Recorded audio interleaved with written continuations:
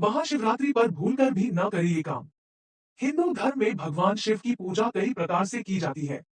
कोई इनकी प्रतिमा स्थापित करता है, तो कोई स्वयं शिवलिंग बनाकर उनकी विधिवत पूजा करता है। वहीं शिवलिंग की पूजा भी कई तरह से की जाती है। कोई पत्थर की शिवलिंग को पूजता है, तो कोई स्फटिक के शिवलिंग की साधना विधिवत रूप से करता है। अब ऐसे में अगर आपकी कोई ऐसी मनोकामना है जिसे आप पूर्ण करना चाहते हैं, तो शिवलिंग की पूजा करने से मनचाहा वरदान मिल सकता है। महाशिवरात्रि का पावन पर्व आने में अब बस कुछ दिन ही बाकी है। भगवान भोलेनाथ की पूजा के लिए यह तिथि अत्यंत ही खास माना गया है। कहते हैं कि महाशिवरात्रि के दिन भगवान शिव और माता पार्वती कैलाश से धरती पर भ्रमण करने के लिए आते हैं। यही वजह है कि महाशिवरात्रि की पूजा ब्रह्मा मुहूर्त से लेकर रात्रि के पहर तक होती है। महादेव और मां गौरी को प्रसन्न करने के लिए भक्तगण पूरे विधि विधान और सच्चे मन से शिवरात्रि की पूजा और उपवास रखते हैं। महाशिवरात्रि के दिन रुद्राभिषेक का भी विशेष महत्व बताया गया है। तो आज हम आपको बताएंगे कि रुद्राभिषेक या जलाभिषेक करते समय किन बातों का विशेष ध्यान रखना होता है। तो आइए जानते हैं शिवजी की पूजा के नियम और मान्यताओं के बारे में। पंचांग के मुताबिक फाल्गुन माह के कृष्ण पक्ष की चतुर्दशी तिथि के दिन महाशिवरात्रि मनाई जाती है। इस दिन भक्तगण व्रत रख शिवजी और माता पार्वती की पूजा करते हैं। इस साल 8 मार्च को महाशिवरात्रि का पर्व मनाया जाएगा। फाल्गुन माह के कृष्ण पक्ष चतुर्दशी तिथि का आरंभ 8 मार्च 2024 को रात 9:57 से होगा, जबकि इसका समापन 9 मार्च 2024 को शाम 6:17 पर होगा। महाशिवरात्रि के दिन ब्रह्मा बेला में उठें और भगवान शिव और माता पार्वती को प्रणाम कर दिन की शुरुआत करें। दैनिक कार्यों से निवृत्त होने के बाद गंगाजल युक्त पानी से स्नान करें। इस समय आचमन कर स्वयं को शुद्ध करें और श्वेत रंग का नवीन वस्त्र धारण करें। इसके पश्चात सूर्य देव को जल का अर्घ्य दें। अब पूजा गृह में एक चौकी पर लाल रंग का वस्त्र बिछाकर भगवान शिव और माता पार्वती की प्रतिमा स्थापित करें और कच्चे दूध या गंगाजल से भगवान शिव का अभिषेक करें। इसके बाद पंचोपचार कर विधि विधान से भगवान शिव और माता पार्वती की पूजा करें। भगवान शिव को भांग, धतूरा, फल, फूल, मदार के पत्ते, बेल पत्र, नैवेद्य आदि चीजें अर्पित करें। इस समय शिव चालीसा और शिव स्तोत्र का पाठ, शिव तांडव और शिव मंत्रों का जाप करें। पूजा के अंत में आरती कर सुख समृद्धि शांति एवं धन वृद्धि की कामना करें। दिन भर उपवास रखें और संध्या काल में प्रदोष काल के दौरान पुनः स्नान ध्यान कर भगवान शिव की पूजा उपासना करें। आरती कर फलाहार करें। रात्रि में भगवान शिव का सुमिरन एवं भजन करें। अगले दिन सामान्य दिनों की तरह पूजा पाठ कर व्रत खोले। इस समय ब्राह्मणों को दान दक्षिणा दे। एक कभी ना करे शिवलिंग की पूरी परिक्रमा। धार्मिक ग्रंथों के अनुसार भगवान शिव की पूजा करते समय कभी भी शिवलिंग की परिक्रमा नहीं करनी चाहिए। यह वर्जित मानी जाती है। शिवलिंग की पूरी परिक्रमा करने से भगवान शिव नाराज हो जाते हैं। इससे दोष लगता है। व्यक्ति को जीवन में तमाम परेशानियों का सामना करना पड़ता है। दो शंख से न करे भगवान शिव का अभिषेक। पूजा में शंख का बजाना और इससे अभिषेक करना बेहद शुभ माना जाता है, लेकिन भगवान शिव की पूजा या फिर अभिषेक में भूलकर भी शंख का इस्तेमाल नहीं करना चाहिए। इससे व्यक्ति पाप का भागीदार हो जाता है। भगवान शिव के गुस्से को झेलना पड़ता है। पौराणिक कथाओं के अनुसार भगवान शिव ने शंख से शंखचूड़ नाम के राक्षस का वध किया था। यही वजह है कि भगवान शिव की पूजा में शंख का इस्तेमाल नहीं किया जाता है। इसे भगवान शिव की पूजा में रखना भी नहीं चाहिए। तीन भगवान शिव पर न चढ़ाएं ये चीजें। भोलेनाथ की पूजा में भूलकर भी हल्दी, कुमकुम और रोली से लेकर टूटे हुए चावल अर्पित नहीं करने चाहिए। यह सभी स्त्री तत्व माने जाते हैं। इससे भगवान शिव नाराज होते हैं। व्यक्ति की मनोकामनाएं पूर्ण नहीं हो पाती है। महाशिवरात्रि के दिन मांस और मदिरा का सेवन करने से बचना चाहिए। इस दिन किसी भी व्यक्ति के लिए ईर्ष्या का भाव न रखें और झूठ बोलने से बचें। पशु पक्षियों को हानि न पहुंचाएं। इससे भगवान शिव नाराज हो सकते हैं। इस दिन घर में कलह क्लेश करने से बचें। महाशिवरात्रि के दिन ताम के लोटे से ही शिवलिंग की पूजा पर जल अर्पित करें। किसी भी बर्तन से जल न चढ़ाएं। महाशिवरात्रि के दिन सोने से बचना चाहिए।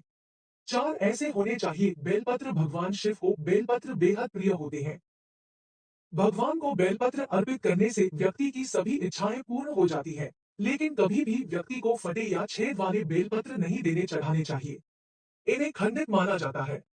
इसलिए भगवान को हमेशा साफ बेलपत्र अर्पित करें।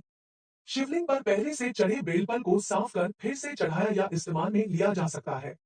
इससे भगवान सभी की मनोकामनाओं को पूर्ण करता है। कैसे हो? बेलपत्र धार्मिक ग्रंथों के अनुसार महाशिवरात्रि वाले दिन भगवान शिव को बेलपत्र अर्पित करना चाहिए। ये बेलपत्र कहीं से टूटे फूटे, फटे या खंडित नहीं होने चाहिए।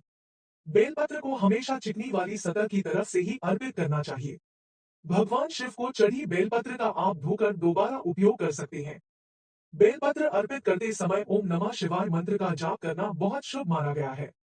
5 तुलसी के पत्ते। भोलेनाथ की पूजा अर्चना में भूलकर तुलसी के पत्तों का इस्तेमाल नहीं करना चाहिए। तुलसी के पत्ते अर्पित नहीं करने चाहिए। शिव पूजा में इन्हें अर्पित करने की मनाही होती है। व्यक्ति को पूजा का फल प्राप्त नहीं हो पाता है। शिव पूजन में लाल रंग की किसी भी सामग्री का इस्तेमाल वर्जित होता है, लेकिन मुख्य रूप से लाल फूल जैसे गुड़हल के फूल का इस्तेमाल नहीं करना चाहिए। ऐसा करने से शिव जी प्रसन्न होने के बजाय नाराज हो सकते हैं। यदि आप शिव पूजन का पूरी तरह से फल प्राप्त करना चाहते हैं, तो पूजन के दौरान यहाँ बताई चीजों का इस्तेमाल न करें। शिव पूजन के दौरान शंख को शामिल नहीं करना चाहिए। कुछ लोग शंख से जलाभिषेक करते हैं, लेकिन ऐसा करना वर्जित है, क्योंकि पौराणिक कथाओं के अनुसार शिव जी ने शंखचूर्ण नाम के एक राक्षस का वध किया था। इसलिए उसका वध करने की वजह से शिव पूजन में शंख का इस्तेमाल भी नहीं किया जाता है, और उस राक्षस की पत्नी का नाम भी तुलसी था। इसलिए एक और कथा के अनुसार शिव पूजन में तुलसी दल को रखना भी उपयुक्त नहीं बताया जाता है। ऐसी मान्यता है कि तिल भगवान विष्णु के मैल से उत्पन्न हुआ है, इसलिए भगवान विष्णु को तिल अर्पित किया जाता है, लेकिन शिव जी को इसे भूलकर भी नहीं चढ़ाना चाहिए। ऐसा करने से शिव कृपा की प्राप्ति नहीं होती है।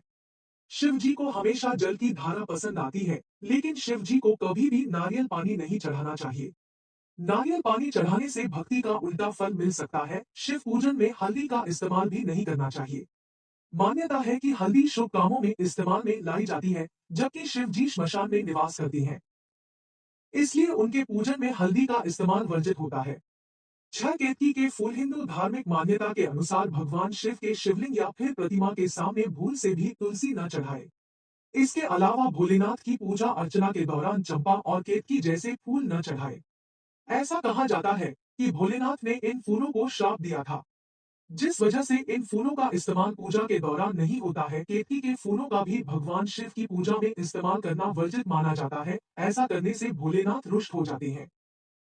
व्यक्ति के जीवन में तमाम तरह की मुश्किलें खड़ी हो जाती हैं। न चढ़ाएं ये चीजें। भोलेनाथ की पूजा करते समय भूलकर भी हल्दी, कुमकुम, रोली अर्पित नहीं करनी चाहिए। यह सभी स्त्री तत्व माने जाते हैं और शिवलिंग पुरुष तत्व माने गए हैं।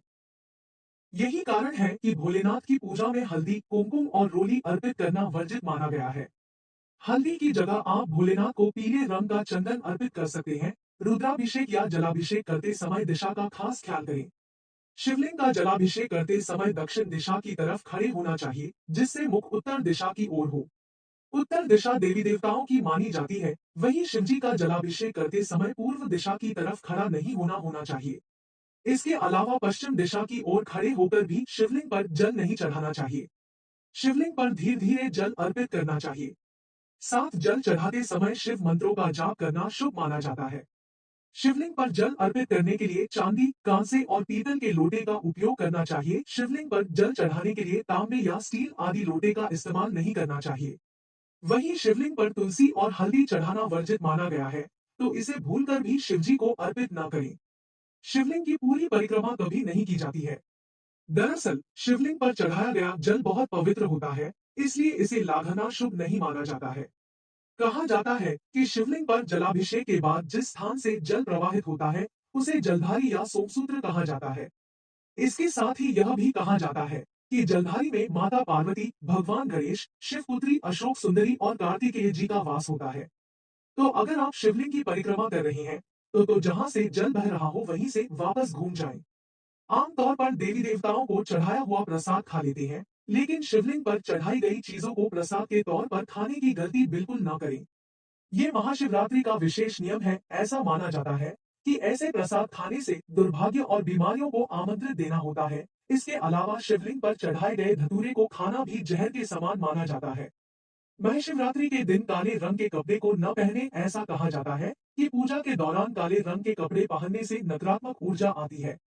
बस यही कारण है कि बुजुर्ग काले रंग के कपड़े पहनने के लिए मना करते हैं। महाशिवरात्रि के दौरान लाल, पीले या हरे के कपड़ों को ही महत्व दे, क्योंकि ये रंग शुभ माने जाते हैं।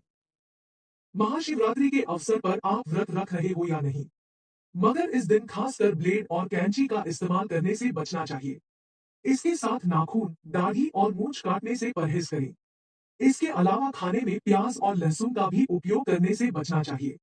कई भक्त व्रत के दौरान आलू से बनने वाली चीजों को बेहद ही पसंद करते हैं, लेकिन इसके ज्यादा खाने से आपको ब्लोटिंग, गैस और दर्द जैसी पाचन संबंधी समस्या हो सकती है।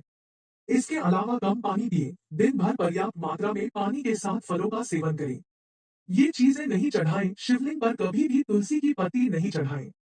शिवलिंग पर दूध चढ़ाने से पहले यह ध्यान रखें कि पाश्चरीकृत या पैकेट का दूध इस्तेमाल ना करें और शिवलिंग पर ठंडा दूध ही चढ़ाएं। अभिषेक हमेशा ऐसे पात्र से करना चाहिए जो सोना, चांदी या कांसे का बना हो। अभिषेक के लिए कभी भी स्टील, प्लास्टिक के बर्तनों का प्रयोग ना करें। नोट: यह तमाम जानकारी जनरुचि को ध्यान में रखकर दी जा रही है। ज्योतिष और धर्म के उपाय और सलाहों को अपनी आस्था और विश्वास पर आजमाएं। कंटेंट का उद्देश्य मात्र आपको बेहतर सलाह देना है। इस संदर्भ में हम किसी प्रकार का कोई दावा नहीं करते हैं। प्रिय दोस्तों, आज के वीडियो में बस इतना ही। हमारे द्वारा दी गई शास्त्रों अनुसार जानकारी आपको अच्छी लगी हो तो वीडियो को लाइक, शेयर एंड सब्सक्राइब और कमेंट बॉक्स में हर हर महादेव अवश्य लिखें। धन्यवाद।